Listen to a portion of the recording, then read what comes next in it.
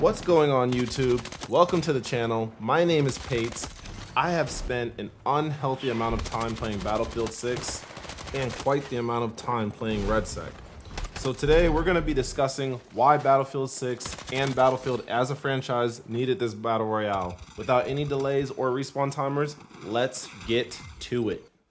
Battlefield, the franchise that gave us falling skyscrapers in China, 128 multiplayer chaos, and Firestorm.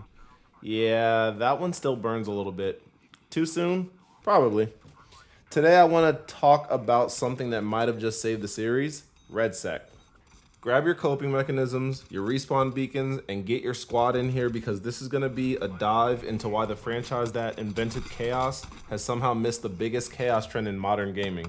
Let's be honest, Battlefield hasn't been Battlefield for quite a while. Battlefield 3 was peak energy, teamwork, destruction, servers were full 24/7.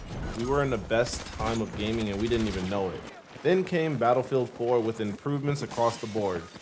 So long as you forgot about that launch day. And if we're being real, if you were at that launch, you've earned your veteran dog tags. Battlefield 1, beautiful, cinematic, historically cool. Battlefield V, tried. And 2042, that was like your favorite band dropping a new album with 0 instruments. Just vibes and bugs. From 1942 to 2042, a literal century, Battlefield lost its identity and it was clear that DICE had to roll the dice.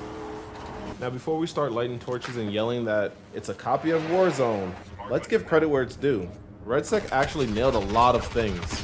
Right off the bat, it's free to play. That right there at least puts it in the fight. No paywall, no $60 entry fee, just to die 30 seconds in. Anyone can drop in with their squad and that's a win.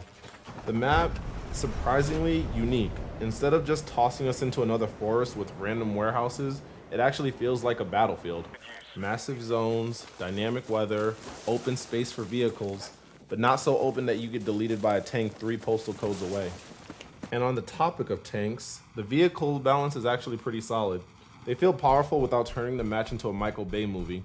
You still get those cinematic moments, explosions, chaos, screaming teammates, but you don't feel helpless as an infantry. Oh, and the class system, beautiful touch.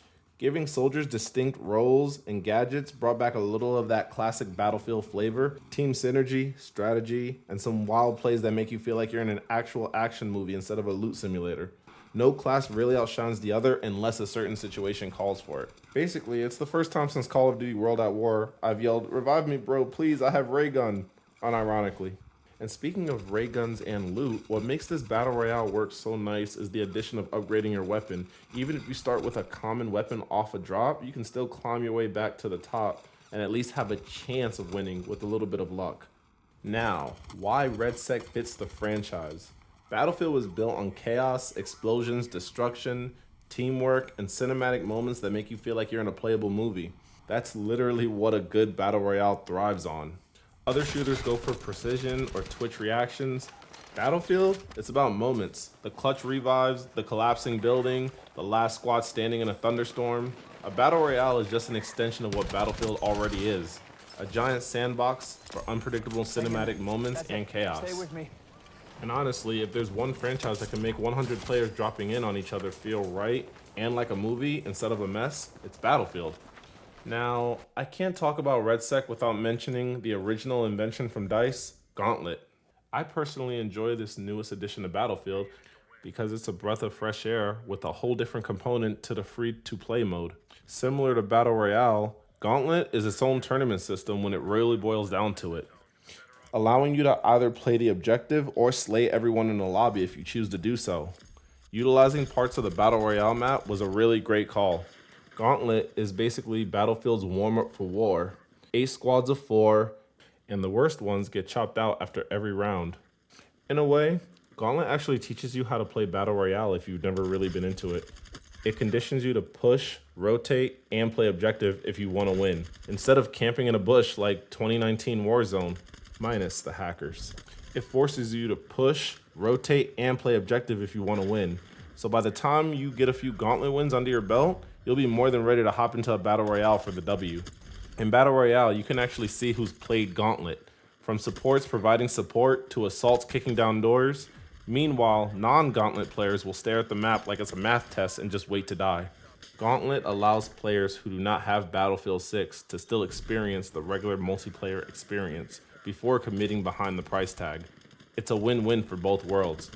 So yeah, while Gauntlet doesn't replace Battle Royale, it definitely feeds it.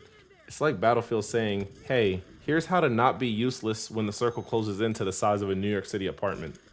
Now, it's definitely not perfect. There's still plenty to improve before REDSEC becomes the next go-to Battle Royale, especially once the hype dies down.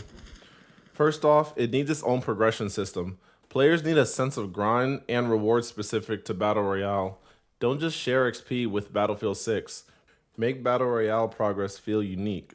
Rank ups, challenges, cosmetics, something that screams, I earned this in Battlefield REDSEC. Secondly, add trios and solos. Not everyone wants to roll with a full squad. Sometimes I just want to suffer in peace or queue with 2 friends instead of having one random who thinks loot boxes are the objectives. I think we can all agree that nothing says team coordination like 3 strangers fighting over 1 armor plate, with one of them having 6 armor plates already. Now, with this in mind, I imagine that DICE would have to be careful due to the amount of modes that they have launched in the past few weeks. With the addition of Casual Breakthrough and Gauntlet, it might be difficult to find matches, and they might run into a situation where they need bots like 2042. But currently, with some busy nights, as of the time of this recording, I still find myself waiting for a queue. With a population this strong, I do not see that being an issue at the moment. And finally, the map. Don't just stop at one map. Add a second map, more urban, more infantry focused, with tight building fights, more verticality, and a few city blocks for door-to-door chaos. It doesn't have to be a full-blown city like Verdansk, but a nice mix of urban and open areas would definitely give REDSEC more replayability.